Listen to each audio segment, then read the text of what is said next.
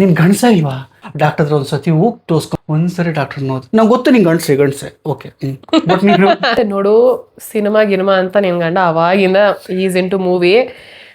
ಈಗ ಹಿಂಗೆ ನೀನ್ ಮಾಡ್ಕೊಳ್ದೆ ಹೋದ್ರೆ ನಾಳೆ ದಿನ ಏನಾದ್ರೂ ಆದ್ರೆ, ನನ್ಗೆ ಅವಾಗ ಆಕ್ಚುಲಿ PCODನೂ ಇತ್ತು, ಥೈರಾಯ್ಡ್ ಸ್ಟ್ರೈಕ್ ಆಗ್ಬಿಟ್ಟಿತ್ತು, ಎರಡೂ ಕೂಡ ಇತ್ತು ನನ್ಗೆ. ಮಗು ಆಗಲ್ಲ ಅಂತ ಬೇರೆ ಒಂದಷ್ಟು ಜನ ಟ್ಯಾಬ್ಲೆಟ್ಗಳು ಕೊಡ್ತಾ ಇದ್ದು ಮಾಡಿ, ಹಾಗೆ ಈ ಟೆಸ್ಟ್ ಆ ಟೆಸ್ಟ್ ಅಂತ. ನನಗೆ ಆಕ್ಚುಲಿ 2 eggs ರಪ್ಚರ್ ಆಗಿತ್ತು. ನಾವಾಗ ಅವಳಿ ಜೋಳಿ ಏನ್ ಕೊಡಿದ್ದೆ ಬಿಡಿ, ಟ್ವಿನ್ಸ್ ಸದ್ದಿಗ್ ಬೇಡ, ಒಂದೇ ಮಾಡ್ಕೊಳ್ಳೋಣ ಅಂತ ಡಾಕ್ಟರ್ ಹೇಳಿದ್ರು. ಚೆನ್ನಾಗಿ ಹೋಯ್ತು, ಚೆನ್ನಾಗಿ ಹೋಗ್ತಾ ಇತ್ತು ಅಲ್ಲಿ ಎಲ್ಲ ಎಕ್ಸೈಟ್ಮೆಂಟ್ ಹಾಗೆ ಹೇಗೆ ಅಂತ. ಬಟ್ ಅಲ್ಲಿ ಒಂದು ಬ್ರೇಕ್ ಬಂತು. ಲಿಟ್ರಲ್ ಯಾವ್ದು ಬ್ರೇಕ್ ಅಂದರೆ, ಅಲ್ಲಿ ಒಂದು NT ಸ್ಕ್ಯಾನ್ ಅಂತ ಬರುತ್ತೆ. NT ಸ್ಕ್ಯಾನಲ್ಲಿ ಇದು ಏನೋ ಸಮ್ ಪ್ರಾಬ್ಲಮ್ ಬಂದಿದೆ ಅಂತ. ಏನೋ ಮಾಡೋಕ್ಕೆ ತಲೆ ಕೆಡ್ಸ್ಕೊಡಿ, ಇನ್ನೂ 3 months ಅಲ್ವಾ, ಟರ್ಮಿನೇಟ್ ಮಾಡ್ಕೊಂಬಿಡಿ ಅಂತ ಈಸಿಯಾಗಿ ಹೇಳ್ತಾರೆ. ಟರ್ಮಿನೇಟ್ ಅಂದರೆ ಏನು ಹೇಳಿ, ಒಳಗಡೆ ಅಷ್ಟು ಬೆಳೆದಿರೋ ಪಾಪನ ಕಟ್ ಮಾಡಿ ಆಚೆ ತೆಗಿತಾರೆ. ಊಟ ಮಾಡಿಲ್ಲ, ತಿಂಡಿ ಏನು ಸೇರ್ತಾ ಇಲ್ಲ. ಏನ್ ಟೆನ್ಷನ್ ಮಾಡ್ಕೊಂಬೇಡಿ, ಇನ್ನು ವೆರಿ ಯಂಗ್, ಇನ್ನು ಆರಾಮಾಗಿ ಮಾಡ್ಕೋಬಹುದು ಅಂತ ಎಷ್ಟು ಈಸಿಯಾಗಿ ಹೇಳ್ತಿದ್ದಾರೆ. ನಾನು ಏನಾಗಲ್ಲ ಅಂತ ಉಂಟು ಎಲ್ಲರಿಗೂ ಧೈರ್ಯ ಕೊಟ್ಕೊಂಡೆ, ನನ್ನ ಮಗ ಏನಾಗಲ್ಲ, ಯಾರಿಗೂ ಅಂತದೇ ಪ್ರಾಬ್ಲಮ್ ಇಲ್ಲ, ನಂಗೆ ಎಂಥದ್ದು ದೇವಿ ಕೈ ಬಿಡಲ್ಲ, ದೇವ್ರು ಕೈ ಬಿಡಲ್ಲ, ಹಂಗೆ ಒಂದೊಂದು ಸತ್ಯ ಬ್ಲಾಸ್ಟ್ ಆದೆ. ಎಲ್ಲ ಓವರ್ ಆಲ್ ನಾವು ಪೇರೆಂಟ್ ಆಗ್ಬೇಕು ಅಂತ ಅನ್ಕೊಂಡಾಗಿಂದ ಇಲ್ಲಿವರೆಗೂ ಅದನ್ನೆಲ್ಲ ಶೇರ್ ಮಾಡಕ್ ಬಂದಿದ್ದೀವಿ. Welcome back to promo vlogs. ಕೊನೆಯ ಭೇಟಿ ಅಂತ ನಾನು ಅಂದುಕೊಂಡಿದ್ದೆ, ಪುನಃ ಭೇಟಿಯಾಗಿದ್ದೆ. ನಾವಿಲ್ಲಿ ನಮ್ಮ ಪ್ಯಾರೆಂಟಿಂಗ್ ಜರ್ನಿ ಅದಕ್ಕಿಂತ ಹೆಚ್ಚಾಗಿ ಪ್ರೆಗ್ನೆನ್ಸಿ ಜರ್ನಿ ಎಲ್ಲ ಓವರ್ ಆಲ್ ನಾವು ಪೇರೆಂಟ್ ಆಗ್ಬೇಕು ಅಂತ ಅನ್ಕೊಂಡಾಗಿಂದ ಇಲ್ಲಿವರೆಗೂ ಅದನ್ನೆಲ್ಲ ಶೇರ್ ಮಾಡಕ್ ಬಂದಿದ್ದೀವಿ. ಇದು ಬಿಕಾಸ್ ನಿಮ್ಮಿಂದ ತುಂಬ ಜನ ಅದು ಕೇಳ್ತಾನೆ ಇದ್ರಿ. ಅದನ್ನ ಎಲ್ಲರೂ ಹೇಳೋ ಥರ ತುಂಬ ಜನ ಅಂತಂದ್ರೆ ಲಿಟ್ರಲಿ ಹೌದು. ಕಮೆಂಟ್ ಸೆಕ್ಷನಲ್ಲಿ ಹೋಗಿ ನೋಡ್ತಂದ್ರೆ ನಿಮ್ಗೆ ಗೊತ್ತಾಗುತ್ತೆ, ನಿಮ್ಮ ಜರ್ನಿ ಶೇರ್ ಮಾಡಿ ಅಂತ ಅಂದ್ಬಿಟ್ಟು ಪರ್ಸನಲಾಗಿ DM ಎಲ್ಲ ಮಾಡ್ತಿದ್ರಲ್ಲ. ಸೊ ತುಂಬ ದಿನದಿಂದ ಅನ್ಕೊಂಡು ಇವತ್ತಿಗೆ ಶೇರ್ ಮಾಡೋಣ ಅಂತ ಅನ್ನಿಸ್ತು. 2000 ಸ್ಟಾರ್ಟ್ ಮಾಡೋಣ. 2023 ಫಸ್ಟ್ ಪ್ರೆಗ್ನೆನ್ಸಿ. ಅದು ಪ್ರೆಗ್ನೆನ್ಸಿ ಯಾಕಿಂತ ಮುಂಚೆ ನ್ಯೂ ಪೇರೆಂಟಿಂಗ್ಗೆ ಅವ್ರಿಗೆಲ್ಲ ಖಂಡಿತ ಇದು ಹೆಲ್ಪ್ ಆಗುತ್ತೆ ಅಂತಾನೆ ನೀವು ಹೌದು ಶೇರ್ ಮಾಡ್ಕೊಂತ ಇರೋ ರೀಸನ್ನೇ ಬಂದು ಅದು. ಸೊ ಫಸ್ಟ್ ಆಫ್ ಆಲ್ ನಮ್ಮ ಥರ ಯಾರ್ಯಾರು ಕಪಲ್ ಇದ್ದೀರಾ, ಅಥವಾ ಮಗು ಮಾಡ್ಕೊಬೇಕು ಅಂತಿದ್ದೀರಾ, ಅಥವಾ ಮಾಡ್ಕೊಂಡಾಗಿದೆ ಈಗ ಆಲ್ರೆಡಿ ಬಸ್ರಿ ಆಗಿದ್ದೀರಾ ಅಂಥವ್ರಲ್ಲಿ ಇದ್ರೆ ಮೇ ಬಿ ತುಂಬ ಹೆಲ್ಪ್ ಆಗ್ಬೋದೇನೋ. ಲಿಟ್ರಲಿ ನಾವು ಪ್ರೆಗ್ನೆನ್ಸಿನ ಎಸ್ಪೆಷಲಿ ನಾನು ಅಂದರೆ ಈ ಟೈಮಲ್ಲಿ ಬೇಡ ಅಂತ ಮುಂದಕ್ಕೆ ಆಗ್ತಾ ಹೋಗ್ತಿದ್ದೆ ನಾನು. ರೀಸನ್ ಅದೇ ಸಿನಿಮಾ, ಫ್ಯೂಚರು, ಕೆರಿಯರ್ ಅಂತ ಅಂದ್ಕೊಂಡು ಮದುವೆ ಆದಾಗಲಿಂದ ಒಂದು 3 yearsವರೆಗೂ ನಾವು ಸ್ಕ್ರಿಪ್ಟು, ಸಿನಿಮಾ ಹಾಗೆ ಮತ್ತು ನೀವು ಸೋಷಿಯಲ್ ಮೀಡ್ಯಾದಲ್ಲಿ ನೋಡಿರ್ತೀರ. ಆ ಥರದ್ದೆಲ್ಲ ಒಂದಷ್ಟು ಆ್ಯಕ್ಟಿವಿಟೀಸ್ಗಳಾಗ್ತಾ ಇತ್ತು. ಬಟ್ ಸಿನಿಮಾ ಶೂಟಿಂಗ್ ಎಲ್ಲ ಆಗ್ತಾ ಇರೋ ಟೈಮಲ್ಲಿ ಮನೆಯವ್ರದ್ದು ಪ್ರೆಷರ್ ಜಾಸ್ತಿ ಆಯಿತು. ಓಕೆ ಮಗು ಮಾಡ್ಕೊಳ್ಳಿ, 3 ವರ್ಷ ಆಕ್ಚುಲಿ ಮದುವೆ ಆಗಿ 3 years ಆದಮೇಲೆ 3 yearsವರೆಗೂ ನಮಗೆ ವರ್ಕ್ ಕೆಲಸ ಅದಕ್ಕೆಲ್ಲ ಟೈಮ್ ಕೊಟ್ಬಿಟ್ಟಿದ್ರು. ಸಿನಿಮಾ ಆಗ್ತಿದ್ದಂಗೆ ಮಗು ಮಾಡ್ಕೋಬೇಕು ಅಂತ ಹೇಳಿದ್ರು ಮನೇಲಿ. ಸೊ ಹಾಗಾಗಿ ಓಕೆ ಸರಿ ಅಂತ ಬಿಡು ಹೇಳೋಣ ಅಂತ ಅಂದ್ರೆ ತುಂಬಾ ಪ್ರೆಷರೈಸ್ ಸ್ಟಾರ್ಟ್ ಆಯ್ತು. ಇಲ್ಲ ಮಗು ಮಾಡ್ಕೊಂಡ್ಲೇಬೇಕು, 3 ವರ್ಷ ಬಿಟ್ಟಿದೀವಲ್ವಾ ಅನ್ನೋ ತರ ಅಂತ. ಆದ್ರೆ ನಮ್ದೆಲ್ಲ ಪರಿಸ್ಥಿತಿ ಹೆಂಗಾಗಿತ್ತು ಅಂದ್ರೆ 3 ವರ್ಷ ಶೂಟಿಂಗ್ ಆಗಿತ್ತು ಅಷ್ಟೇ. ಇನ್ನು ಅದ್ರದ್ದು pre production editing post production editing, dubbing ಅದು ಇದೆಲ್ಲ ಸಿಕ್ಕಾಪಟ್ಟೆ ಹೋಗ್ತಾನೆ ಇತ್ತು. ಆ ಟೈಮಲ್ಲಿ ಇಲ್ಲ ನೀವು ಮಾಡ್ಕೊಳ್ಳೇಬೇಕು ಹಾಗೆ ಸಿನಿಮಾ ಪಡಿಗೆ ಆಯ್ತಲ್ವ, ಶೂಟಿಂಗ್ ಆಯ್ತಲ್ವಾ, ಇವರು ಪ್ರೆಗ್ನೆಂಟ್ ಆಗಿರಲಿ, ಸಿನಿಮಾ ಆಗುತ್ತೆ, ರಿಲೀಸ್ ಆಗುತ್ತೆ ಬಿಡಿ ಅಂತ ಅಂದ್ಬಿಟ್ಟು ಮನೆ ಪೇರೆಂಟ್ಸ್ ಈ ಕಡೆ ಆ ಕಡೆ ಎಲ್ಲ ಫುಲ್ ಪ್ರೆಷರ್ ನಮಗೆ ಆ ಟೈಮಲ್ಲಿ. ಆದ್ರೂ ನೀನು ಎಕ್ಸ್ಪೀರಿಯನ್ಸ್ ಹೇಳಿ ನೀನು ಹೆಂಗೆ ಹೇಳ್ತಾ ಇದ್ರು ಅಂತ. ಬಟ್ ಲಿಟ್ರಲಿ ಅವರು ಪೇರೆಂಟ್ ಆಗಿ ಬಿಹೇವ್ ಮಾಡಿದ್ದಾರೆ. ಅಂದ್ರೆ ಅದು ಆ ಟೈಮಲ್ಲಿ ಏನಿಸ್ತು ಅಂತ ಮಾತ್ರ ಶೇರ್ ಮಾಡ್ತಾ ಇದೀವಿ. ಇವಾಗ ಏನಿಸ್ತು ಅನ್ನೋದನ್ನ ಆಮೇಲೆ ಶೇರ್ ಮಾಡ್ತೀವಿ. ಆ ಟೈಮಲ್ಲಿ ಏನಿಸ್ತು ಅನ್ನೋದು ಹೇಳು. ಆ ಟೈಮಲ್ಲಿ ಸೊ ನನಗೇನಿಲ್ಲ ಗೈಸ್, ನನಗೆ ಮದುವೆ, ಮಕ್ಕಳು ಮಾಡ್ಕೋಬೇಕು, ಒಂದು ಫ್ಯಾಮಿಲಿ ಮಾಡ್ಕೋಬೇಕು ಅನ್ನೋದು ನನಗೆ. ಸೊ ದಟ್ ಈಸ್ ವೈ ಮದುವೆಗಿದ್ವೆ ಅಲ್ಲ. ಆಫ್ಕೋರ್ಸ್ ಐ ವಾಂಟೆಡ್ ಒಬ್ಬ ಮಕ್ಕಳೆಲ್ಲ ಮಾಡ್ಕೋಬೇಕಂತಿತ್ತು. ಬಟ್ ಮಾಡ್ಕೊಳ್ಳೋದು ಸರಿನಾ ತಪ್ಪ, ಅದರ ಕಾನ್ಸಿಕ್ವೆನ್ಸಸ್ ಏನು ನಾಳೆ ಅದ್ರ ಬಗ್ಗೆ ನನಗೆ ಐಡಿಯಾ ಇರಲಿಲ್ಲ. ಬಟ್ ಖುಷಿ ಇತ್ತು. ಆದ್ರೂ ಕೆರಿಯರ್ ಅಂತ ಬಂದಾಗ ಈಗ ತಾನೇ ಸಿನಿಮಾ ಮಾಡಿದೀವಿ, ಮತ್ತೆ ಚಾನ್ಸಸ್ ಅದೆಲ್ಲಾನು ಇದು ಅದಕ್ಕೆಲ್ಲ ಪೆಟ್ಟು ಬೀಳುತ್ತೇನೋ, ಇಷ್ಟು ಎಫರ್ಟ್ಸ್ ಎಲ್ಲ ಹಾಕ್ಬಿಟ್ಟಿದೀವಿ 3 ವರ್ಷ ಅನ್ನೋದು ಇತ್ತು ನನಗೆ. ಅದಾದ್ಮೇಲೆ ಮನೇಲಿ ಒಂದು ಸ್ವಲ್ಪ ಎಲ್ಲ ಕನ್ವಿನ್ಸ್ ಮಾಡೋ ರೀತಿನೇ ಬದಲಾಯಿಸ್ಕೊಂಡ್ಬಿಟ್ರು. ಯಾಕಂದ್ರೆ ನನ್ಗೆ ಗೊತ್ತು ಅದೇನಾಯ್ತು ಅಂದರೆ ನನಗಂತೂ ನೋ ಅಂತ, ನಮ್ಮ ಸಿನಿಮಾ ರಿಲೀಸ್ ಆಗ್ಬಿಡ್ಲಿ ಪ್ಲೀಸ್ ಬೇಡ ಅಂತ. ಅದು ಹೋಗ್ತಾ ಅದೊಂದು ತಮಾಷೆ ರೀತಿಯಲ್ಲಿ ಹೇಳ್ತೀನಿ, ಬಟ್ ಅವ್ರು ಮಾಡಿರೋದು ಟ್ರಸ್ಟ್ ಮೀ, ಪಾಪ ಅವ್ರು ಮಾಡಿರೋದಕ್ಕೆ ನಾವು ಇಲ್ಲಿವರೆಗೂ ಇರೋದು. ಯಾಕಂದ್ರೆ ಅವ್ರ ಅನುಭವದಲ್ಲಿ ಅವ್ರು ಹೇಳ್ತಾರೆ, ಮಾಮೂಲಿ ಎಲ್ಲ ಪೇರೆಂಟ್ಸ್ಗಳಿಗೆ ಹೇಳೋ ಥರ ನೀನು ಗಂಡಸ ಇಲ್ವಾ ಹಾಗೆ ಅನ್ನೋ ಥರ ಎಲ್ಲ ಕ್ವಶನ್. ಜೊತೆಗೆ ಡಾಕ್ಟರ್ ಹತ್ರ ಒಂದು ಸತಿ ಹೋಗಿ ತೋರಿಸ್ಕೊಂಡು, ನಮ್ಮ ಮನೆ ಒಂದ್ಸರಿ ಡಾಕ್ಟರ್ ನೋಡ್ ನಂಗೆ ಗೊತ್ತು ನೀನು ಗಂಡಸೆ ಓಕೆ, ಬಟ್ ನೀನು ಡಾಕ್ಟರ್ ಹತ್ರ ಒಂದ್ಸರಿ ತೋರಿಸ್ಬಿಡು ನಿನ್ನ. ನಾವು ಟ್ರೈಯೇ ಮಾಡ್ತಾ ಇಲ್ಲ, ನಾವು ಹೆಂಗೆ ಮಗು ಆಗುತ್ತೆ, ಇಲ್ಲ ಒಂದ್ಸತಿ ತೋರಿಸ್ಬಿಡಿ ಅಂತ. ನನಗೆ ಇವಳಿಗೆ ನಮ್ಮಮ್ಮ ಪೂರ್ತಿ ಬ್ರೈನ್ ವಾಶ್ ಮಾಡೋದು ನಮ್ಮಮ್ಮ ಮತ್ತು ಇವ್ರಮ್ಮ ಎಲ್ಲ ಸೇರಿ. ಅವ್ರಿಗೆಲ್ಲ ಅದೇ ಮೊಮ್ಮಕ್ಕಳದು ಆಸೆ ಇರತ್ತಲ್ವಾ. ನನಗೇನಂತಂದ್ರೆ ನೋಡು, ಸಿನಿಮಾ ಅಂತ ನಿನ್ ಗಂಡ ಅವಾಗಿಂದ ಈಸ್ ಇಂಟು ಮೂವಿ. ಈಗ ಹಿಂಗೆ ನೀನ್ ಮಾಡ್ಕೊಳ್ದೆ ಹೋದ್ರೆ ನಾಳೆ ದಿನ ಏನಾದ್ರು ಆದ್ರೆ ಅಂತೆಲ್ಲ ಹೋಗ್ತಾನೆ, ಹುಷಾರು, ಒಂದು ಮಗು ಹಾಕ್ಬಿಟ್ರೆ ಸೇಫ್ಟಿ ಹಾಗೆ ಅಂತೆಲ್ಲ ಹೇಳಿದ್ರು. ಆಮೇಲೆ ನಾನು ಶೇರ್ ಮಾಡೋದು ಹೇಳೋಕಿನ್ನ ಅಂತ ಹೇಳಿದ್ರು. ಸರಿ, ಅದೆಲ್ಲ ನನ್ಗೆ ಸ್ವಲ್ಪ ಅಯ್ಯೋಯ್ಯೋ ನನ್ ಗಂಡ ಅಂತ ಅನ್ಕೊಂಡು ಸರಿ. It was all A try guys. 2023 full try. ನಾನು ರೆಗ್ಯುಲರ್ ಆಗಿ ಎಲ್ಲಿ ಹಾಸ್ಪಿಟಲ್ಗೆ ತೋರಿಸ್ತಾ ಇದ್ದೆ. ಸೊ ಅಲ್ಲಿಗೆ ತೋರಿಸಿದಾಗ ಅದೇ ಅವ್ರು ಹೇಳಿದ್ರು, ಈ ತರ ಇಬ್ರು ಚೆಕ್ ಮಾಡ್ಕೊಂಡು ಒಂದು ಪ್ರೊಸೀಜರ್ ಅಲ್ಲೇ ಸ್ಟಾರ್ಟ್ ಮಾಡ್ಕೊಳ್ಳೋಣ ಅಂತ ಅಂದ್ರು. ನಾನು ಅದನ್ನ ತಗೊಂಬಂದು ಇವ್ರಿಗೆ ಹೇಳಿದೆ. ಇವ್ರು ಅದಷ್ಟಕ್ಕೆ ನಾನು ಲಿಟ್ರಲಿ ಏನ್ ಗೊತ್ತಾ, ನನಗೂ ಕ್ಲಾಶೇ ಆಗೋಯ್ತು. ನಾನೇನಂತಂದ್ರೆ ಈಗ ಹೋಗಿ ಬನ್ನಿ ಡಾಕ್ಟರ್ ಹತ್ರ ತೋರಿಸ್ಬೇಕಂತೆ ಅಂದ್ರೆ ತುಂಬಾ ಕ್ಯಾಶುವಲ್. ಎಕ್ಸಾಂಪಲ್, ಈಗ ನಾನು ಈಗ ಮಗುನೇ ಬೇಡ ಇನ್ನೊಂದು ವರ್ಷ ತಳ್ಳೋಣ, ಸುಮ್ಮನೆ ರಿಲೀಸ್ ಆದ್ಮೇಲೆ ಆಮೇಲೆ ನೋಡೋಣ ಹಾಗೆ ಹೀಗೆ ಅಂತ ಅಂದ್ಬಿಟ್ರು. ಈಗ ಬೇಡ ಅಂತ ಹೇಳ್ತಿದ್ರೆ ಈಗ ಹಾಸ್ಪಿಟಲ್ ತೋರಿಸ್ಕೊಂಬಿಡಿ ಅಂದ್ರೆ ಏನರ್ಥ? ಅಂದ್ರೆ ಏನಂತ ಅಂದ್ರೆ ಇವಾಗ ಟ್ರಿಗರ್ ಆಗ್ತಿತ್ತು. ಟ್ರೈ ಮಾಡಿದ ತಕ್ಷಣ ಮಕ್ಕಳಾಗಲ್ಲ ಅಂತ ಬೇರೆ ಇವರು ಇವಾಗ ಮಾಡೋರು ಈಗಲೇ ಆಗ್ಬಿಡುತ್ತಾ ಮಕ್ಕಳು, ಅದಕ್ಕೂ ಪೇರೆಂಟ್ಸ್ ಎಲ್ಲ ಹಾಗೆ ಹೇಗೆ ಅಂತ. ಅದು ಬೇರೆ ಪಾರ್ಟ್. ಆಕ್ಚುಲಿ ಅವ್ರು ಹೇಳ್ದಂಗೆ ಒಂದಷ್ಟು ಆಯ್ತು, ಅದ್ ಬಿಡಿ. ಕೊನೆಗೆ ಸರಿ ಆಯ್ತು ಅಂತ ಸಿನಿಮಾ ನಮ್ದು ಧ್ರುವ ತಾರೆ, ನೀವು ಆಲ್ರೆಡಿ ತುಂಬಾ ಜನ ನೋಡಿದ್ದೀರಾ. ಏನೋ ಸಿನಿಮಾ ಹೇಗಿದೆ ಅಂತ ಬಿಟ್ಟು ಆಲ್ರೆಡಿ 4,000 ಜನ ಕಮೆಂಟ್ ಹಾಕಿದ್ದೀರಾ, 43 ಲಕ್ಷ ಜನ ನೋಡಿದ್ದೀರಾ already. Thank you so much. ಒಂದು OTT ಎಲ್ಲ ತುಂಬಾ ಚೆನ್ನಾಗಿ ಪರ್ಫಾರ್ಮ್ ಮಾಡ್ತಾರೆ. ಥಿಯೇಟ್ರಲ್ಲಿ ಕೇಳಕ್ ಹೋಗ್ಬಿಡಿ. ಸಪರೇಟ್ ಎಪಿಸೋಡ್ ಆಗ್ಬೇಕು. ಆಲ್ರೆಡಿ ಆ ಒಂದು ಟ್ರಾಮಲ್ಲಿ ಬೇಜಾರಲ್ಲಿ ಇದ್ವಿ ನಾವು ಸಿಕ್ಕಾಬಿಟ್ಟು. ಅಂದ್ರೆ ಮೋಸದ ಮೇಲೆ ಮೋಸ, ಯಾಕಂದ್ರೆ ಬ್ಯಾಕ್ ಗ್ರೌಂಡ್ ಇರ್ಬೇಕಲ್ವ ಇದ್ರಲ್ಲೆಲ್ಲ. ಸಿಕ್ಕಾಬಿಟ್ಟು ಆಯ್ತು ಬಿಡಿ, ಅದ್ ಬೇರೆ ಟಾಪಿಕ್. ಅದ್ ಬಿಟ್ಟು ಜನಗಳಿಗೆ ಮನ್ಸಿಗೆ ತಲುಪಬೇಕು, ಅದು ಆಲ್ರೆಡಿ ತಲುಪಿದೆ. ನಮ್ಮ ಧ್ರುವ ತಾರೆ ಸಿನಿಮಾ ಯೂಟ್ಯೂಬಲ್ಲಿ ಇದೆ, ಆಲ್ರೆಡಿ ನೋಡಿದೀರಾ. ಓಕೆ, ಅದು ಆ ಸಿನಿಮಾ ರಿಲೀಸಿಂಗ್ ಟೈಮಲ್ಲಿ ಇವಳು ಕನ್ಸೀವ್ ಆಗಿದ್ದ. ರಿಲೀಸಿಂಗ್ ಟೈಮಲ್ಲ, ಪಾಪ ಉಟ್ಬಿಟ್ಟಿದ್ದ ಆ ನೋವು. ರಿಲೀಸಿಂಗ್ ಟೈಮ್ ಆ ನೋವು ಕನ್ಸೀವ್ ಆಗ್ಬೇಕಾದ್ರೆ ನಾವು ಪಟ್ಟಂತ ಕಷ್ಟ ನಿಮ್ಮ ಹತ್ರ ಶೇರ್ ಮಾಡ್ಕೋಬೇಕು. ಇವಾಗ ಕೇಳಿ ಏನ್ ಗೊತ್ತಾ, ಅದೇ ಟಾಪಿಕ್ ಬಂತು. ಯಾವಾಗ ಅಂತಂದ್ರೆ ಓಕೆ ಟ್ರೈ ಮಾಡಿ ಇದೇ ಟೈಮಲ್ಲಿ ಗೈಸ್, ಕರೆಕ್ಟ್ ಆಗಿ ಆಗಸ್ಟ್ ಜುಲೈ ಟೈಮಲ್ಲಿ ನನ್ಗೆ ಅವಾಗ ಆಕ್ಚುಲಿ PCODನೂ ಇತ್ತು, ಥೈರಾಯ್ಡ್ ಸ್ಟ್ರೈಕ್ ಆಗ್ಬಿಟ್ಟಿತ್ತು, ಎರಡೂ ಕೂಡ ಇತ್ತು ನನಗೆ. ಸೊ ಈ ಟೈಮಲ್ಲಿ ಹೆಂಗಪ್ಪ ನಾನು ಪ್ರೆಗ್ನೆಂಟ್ ಮಾಡ್ಕೊಳ್ಳೋದು, ಇದು ಬೇರೆ ಕಾನ್ಸಿಕ್ವೆನ್ಸಸ್ ಇದೆಯಲ್ಲ, ಅದು ಬೇರೆ ಮನೇಲಿ ಎಲ್ರಿಗೂ ಪ್ರೆಷರು. ಆ್ಯಂಡ್ ಇನ್ನು ನನಗೇನಂದರೆ ಥೈರಾಯ್ಡ್ ಮತ್ತು PCOD ಎರಡೂ ಕೂಡ ರಿವರ್ಸ್ ಮಾಡ್ಕೊಬೋದು. ಅದನ್ನು ನಾನು ಪ್ರೊಮೋ ಬ್ಯಾಸ್ಕೆಟಲ್ಲಿ ಯಾವಾಗಾದರೂ ಶೇರ್ ಮಾಡ್ತೀನಿ, ನಾನು PCOD ಮತ್ತು ಥೈರಾಯ್ಡ್ನ ನಾನು ಹೆಂಗೆ ರಿವರ್ಸ್ ಮಾಡ್ಕೊಂಡೆ ಅಂತ. ಅದಾದಮೇಲೆ ವಿತೌಟ್ ಟ್ಯಾಬ್ಲೆಟ್ ಅದಾಯಿತು. ಡಾಕ್ಟರ್ ಹತ್ರ ಹೋದಾಗ, ಇಲ್ಲಮ್ಮ PCOD ಇದ್ದರೆ ಆ್ಯಕ್ಚುಲಿ ಆರಾಮಾಗಿ ಮಕ್ಕಳಾಗತ್ತೆ ಗೈಸ್. ನಾನು ಆಗಿರೋರ್ನು ನೋಡಿದ್ದೀನಿ, ಆ್ಯಂಡ್ ನನಗೂ ಕೂಡ ಆಗಿದೆ, 2 ಮಕ್ಕಳಿದ್ದಾರೆ ಈಗ ನನಗೆ. ಸೊ ಆಮೇಲೆ ಅವ್ರು ಹೇಳಿದ್ರು ಇಲ್ಲ ಮಾಡ್ಕೊಳ್ಳೋಣ ಹಾಗೆ. ಅದು ನ್ಯಾಚುರಲ್ ಪ್ರೋಸೆಸ್ಸಲ್ಲಿ ಅವರು ಹೋಗಲಿಲ್ಲ. ನನಗೇನು ಹೇಳಿದ್ರು ಅಂತಂದರೆ, ಇವಾಗ ಪೀರಿಯಡ್ಸ್ ಆಗಿ ಸೆಕೆಂಡ್ ಡೇ ಒಂದು ಥರ್ಡ್ ಡೇಯಲ್ಲಿ ಫೋಲಿಕ್ಯುಲರ್ ಸ್ಟಡಿನ ಮಾಡೋಣ, ಆವಾಗ ಎಗ್ ಎಷ್ಟಿದೆ, ಯಾವಾಗ ರಪ್ಚರ್ ಆಗ್ತದೆ ಅದನ್ನೆಲ್ಲ ಫಾಲೋ ಅಪ್ ಮಾಡೋಣ ಅಂತೆಲ್ಲ ಆಯಿತು. ಆದರೆ ಎಗ್ ದೊಡ್ಡದಾಗಿ ರಪ್ಚರ್ ಆಗುತ್ತೆ. ಸೊ ಅದು ಆಗ್ತಿರ್ಲಿಲ್ಲ ಅಂದ್ರೆ ಎಗ್ ಮೆಚ್ಯೂರ್ ಆಗಬೇಕು. ಹೌದು. ಸೊ ಹೆಂಗಂತಂದ್ರೆ, ಈಗ ಗರ್ಭಕೋಶದಲ್ಲಿ 2 ಇರುತ್ತೆ ಗೊತ್ತಾ, ಅಲ್ಲಿ ಎಗ್ ಎಲ್ಲ ಆಲ್ರೆಡಿ ಇರುತ್ತೆ, ಸಣ್ಣದು ಒಂದೊಂದೇ ಮೆಚ್ಯೂರ್ ಆಗ್ತಾ ಅದು ರಪ್ಚರ್ ಆಗಿ ಬಂದು ಸೇರುತ್ತೆ, ಅಂದರೆ ಟ್ರ್ಯಾಕಿಗೆ ಬರುತ್ತೆ.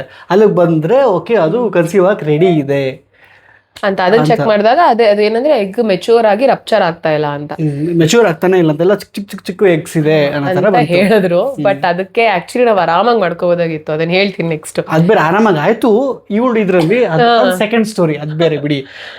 ಅದಾಯ್ತು. ಅದಾದ್ಮೇಲೆ ಏನ್ ಮಾಡಿದ್ರು ಇವರು ಇಂಜೆಕ್ಷನ್ಸ್ ನ ಕೊಟ್ಟು ಎಗ್ ಮೆಚೂರ್ ಆಗೋ ತರ ಮಾಡಿ ಆ ರಪ್ಚರ್ ಆದ್ಮೇಲೆ ಒಂದೇ time, this was only one time procedure. ಪಾಪ ಎಷ್ಟೊಂದ್ ಜನ ತುಂಬಾ ಸಲ ಫಾಲಿಕ್ಯುಲರ್ ಸ್ಟಡೀಸ್ ಮಾಡಿಸಿ ಅದಕ್ಕೆ ಇಂಜೆಕ್ಷನ್ ಕೊಡ್ಸ್ಕೊಂಡು ರಪ್ಚರ್ ಆಗಕ್ಕೆ ಇದೆಲ್ಲ ಪ್ರೊಸೀಜರ್ ಒಂದ್ ತಿಂಗಳಾನ್ಗಟ್ಲೆ ಮಾಡ್ತಾರೆ ಪಾಪ. ಅವ್ರಿಗೆಲ್ಲ ನಿಜ ದೇವ್ರ ಇನ್ನ ಎಷ್ಟು ಎನರ್ಜಿ ಕೊಡ್ಲಿ. ಇವಳೆಲ್ಲ ಎಷ್ಟು ಹೇಳ್ತಿದಲ್ಲ ಗೊತ್ತಾ, ಇದನ್ನ ನಿಜವಾಗ್ಲೂ ಈಸಿಯಾಗಿ ಬಿಟ್ಟಿದ್ರೆ ನಮ್ಗೆ ಆರಾಮಾಗಿ ಮಕ್ಕಳಾಗ್ತಿತ್ತು. ಬಟ್ ಆ ಟೈಮಲ್ಲಿ ಏನೇನೆಲ್ಲ ಇದು ಮಾಡ್ಬಿಟ್ರು ಗೊತ್ತಾ, ಇನ್ನೇನು ಸಿನಿಮಾ ರಿಲೀಸ್ ಆಗ್ಬಿಡುತ್ತೆ ಅದನ್ನ ಫೋರ್ಸ್ ಮಾಡ್ತಾ ಇದ್ದಾರೆ. ನೀ ಈ ಟೈಮಲ್ಲಿ ಆಗ್ಲೇಬೇಕು ಅಂತ ಯಾವ ಮಟ್ಟ ಇದು ಬಿಟ್ರೆ ಇನ್ನು ಮುಂದೆ ಮಗು ಆಗಲ್ಲ ಅಂತ ಬೇರೆ ಒಂದಷ್ಟು ಜನ ನೀನು ಮಾಡ್ಕೊಳ್ಳೇಬೇಕು ಹಾಗೆ ಅಂತ ಫೋರ್ಸ್ ಮಾಡಿದ್ದು. ಆ್ಯಕ್ಚುಲಿ ಲಿಟ್ರಲಿ ಫೋರ್ಸ್ ಮಾಡಿ ಇಂಜೆಕ್ಷನ್ ಆಗಿ ಅದು ಮಾಡಿ ಕೊನೆಗೆ ಎಷ್ಟು ತಿಂಗಳಲ್ಲಿ 4-5 ಸತಿ ಮೈಸೂರಿಗೆ ಓಡ್ ಬಂದು ಟ್ಯಾಬ್ಲೆಟ್ಗಳು ಕೊಡ್ತಾ ಇದ್ದು ಮಾಡಿ ಹಾಗೆ ಈ ಟೆಸ್ಟ್ ಆ ಟೆಸ್ಟ್ ಅಂತ. ನನಗೆ ಅದಾಯ್ತು.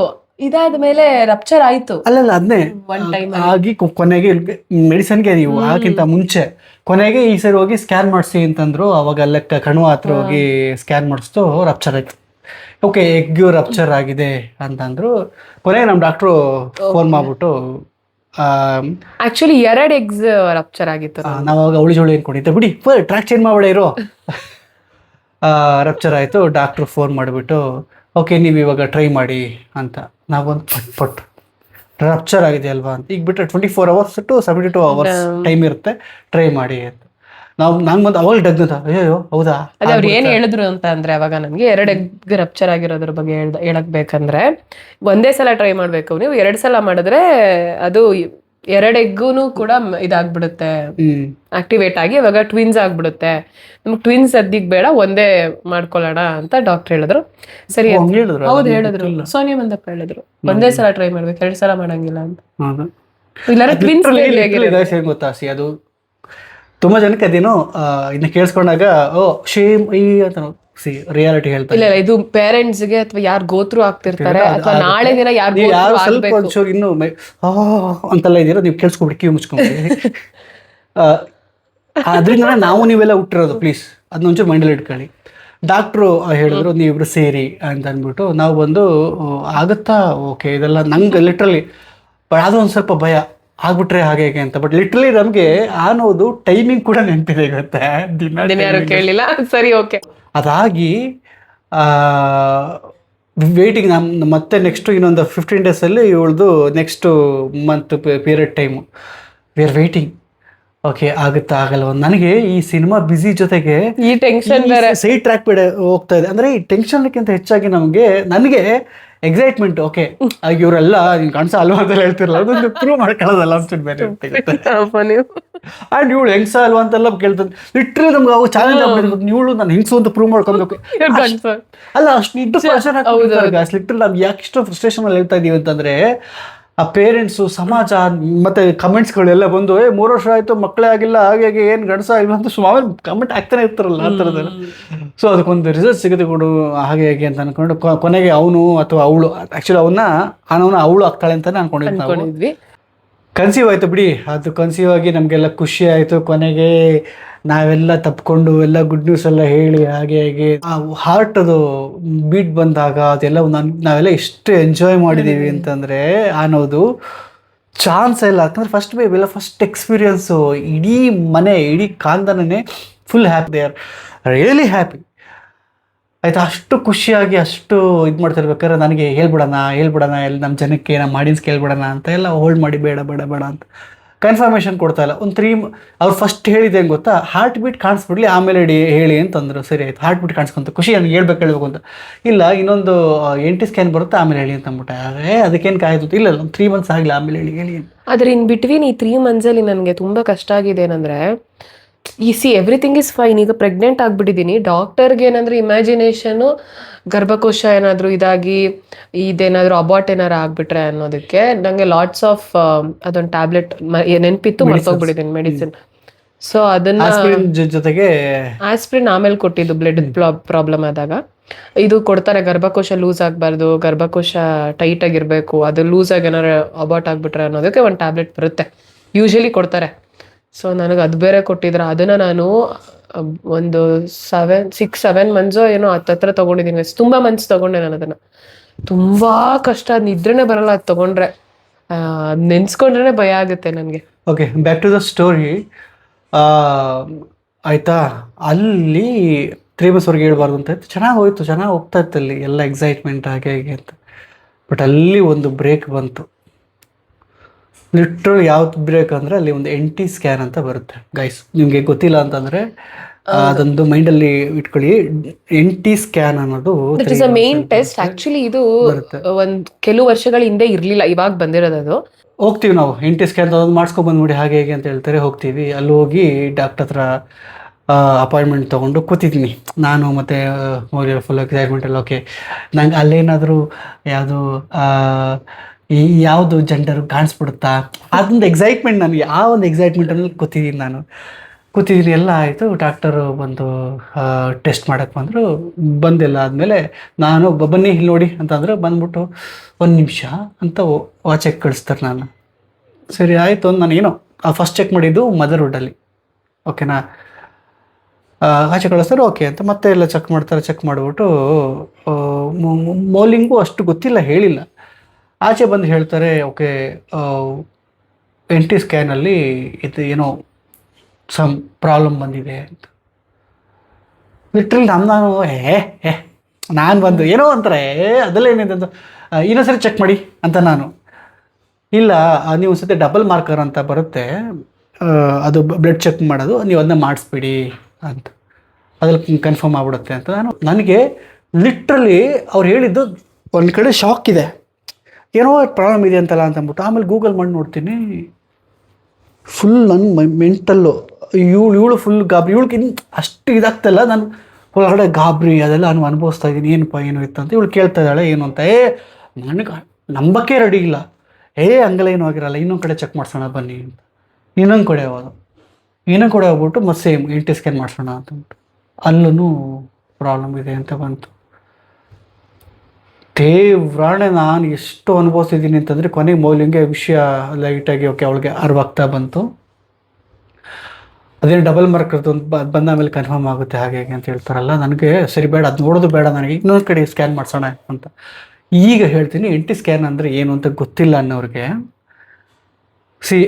ಆ ಒಂದು 3 months ಬೇಬಿಲಿ ಈ ಒಂದು ನೆಕ್ ಇದೆ ಗೊತ್ತಾ, ಸ್ಪೈನಲ್ದು. ಆ ಸ್ಪೈನಲ್ ಮೂಳೆ ಮೇಲ್ಗಡೆ ಮಾಂಸಖಂಡ ಎಷ್ಟು ಬೆಳ್ತಿದೆ ಆ ಒಂದು ಇಂಚಸ್ ಅಂದರೆ ಆ ಸೆಂಟಿಮೀಟರ್ ML ಇರುತ್ತೆ ಗೊತ್ತಾ, MM, ಅದನ್ನು ಕೌಂಟ್ ಮಾಡಿ ಇದಿಷ್ಟೇ ಇರಬೇಕು ಅಂತ ಇರುತ್ತೆ. ಅದಕ್ಕಿಂತ ಜಾಸ್ತಿ ಇತ್ತು ಅಂದರೆ ಅಬ್ನಾರ್ಮಲ್ ಬೇಬಿ ಅಂತ. ಅಬ್ನಾರ್ಮಲ್ ಅಂದರೆ ಇದು ಇಂಥದ್ದು ಸಿಂಡ್ರೋಮ್, ಡೌನ್ ಸಿಂಡ್ರೋಮ್ ಬೇಬಿ ಅಂತ ಕನ್ಸಿಡರ್ ಆಗ್ಬಿಡುತ್ತೆ. ಅಂದರೆ ಈಗ ಡೌನ್ ಸಿಂಡ್ರೋಮ್ ಅಂದರೆ ಒಂದು ಫೋಟೋ ಹಾಕಿರ್ತೀನಿ ನೋಡಿ, ಎಲ್ಲ ಮಕ್ಕಳು ಒಂದೇ ಥರ ಇರ್ತಾರೆ ನೋಡಿ, ಕಣ್ಣೆಲ್ಲ ಹಿಂಗೆಲ್ಲ ಆಗ್ಬಿಟ್ಟು ಒಂಥರ ಎಲ್ಲ ಒಂದೇ ಥರ ಕಾಣಿಸುತ್ತೆ ಎಲ್ಲ ಮಕ್ಕಳು ಕೂಡ. ಇಡೀ ವರ್ಲ್ಡಲ್ಲಿ ಎಲ್ಲರೂ ಆ ಮಕ್ಕಳುಗಳು ಒಂದೇ ಥರ ಇರ್ತವೆ. ಈ ಪ್ರಾಬ್ಲಮ್ಸ್ಗಳು ಈ ಥರ ಒಂದು ತುಂಬ ಹತ್ತಿರ ಸಂಬಂಧಿಗಳಲ್ಲಿ ಮದುವೆ ಆದರೆ ಆ ಥರ ಜೆನೆಟಿಕಲ್ ಪ್ರಾಬ್ಲಮ್ ಇತ್ತು ಅಂದರೆ ಈ ಥರ ಪ್ರಾಬ್ಲಮ್ಸ್ಗಳು ಬರುತ್ತಂತೆ. ಡಾಕ್ಟ್ರ್ ಎಲ್ಲ ಕರೆದು ಮತ್ತೆ ಕನ್ಸಲ್ಟೇಷನ್ಗೆ ಹೋಗ್ತೀವಿ. ಡಾಕ್ಟ್ರುಗಳು ಹೇಳ್ತಾರೆ ನಿಮ್ಗೇನಾದರೂ ಪ್ರಾಬ್ಲಮ್ ಇದೆಯಾ, ಅದು ನಿಮ್ಮ ಅತಿ ಸಂಬಂಧದಲ್ಲಿ ಮದುವೆ ಆಗಿದ್ದ ಅಂತ ಕೇಳ್ತಾರೆ. ಅದಾದಮೇಲೆ ನಿಮ್ಮ ಪೇರೆಂಟ್ಸ್ಗೆ ಯಾರಿಗಾದ್ರೂ ಈ ಥರ ಪ್ರಾಬ್ಲಮ್ ಇದೆಯಾ ಅಂತ ಕೇಳ್ತಾರೆ.